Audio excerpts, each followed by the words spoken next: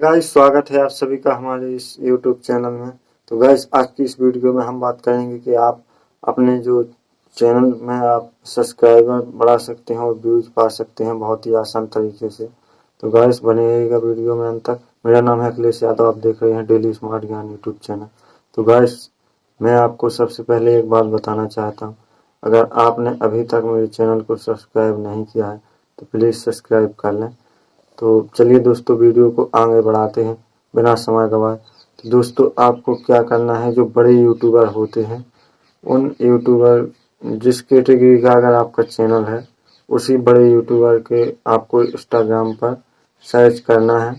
और बड़े यूट्यूबर हैं उनके जो फॉलोअर्स हैं, उनके जो सब्सक्राइबर होते हैं उनको आपको फॉलो करना है।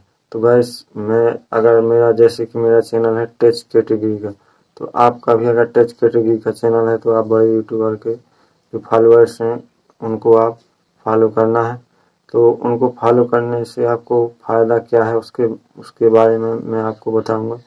दोस्तों जैसे कि मेरा चैनल है टेच कैटेगरी का, और अगर आपने मेरे जितने फॉलोअर्स हैं उनको सभी को आपने फॉलो किया तो उनको आपको अपने चैनल की लिंक शेयर करना है और बोल देना है प्लीज़ सब्सक्राइब या सब फुल सब, ये दो चीज़ें आपको लिख देनी है।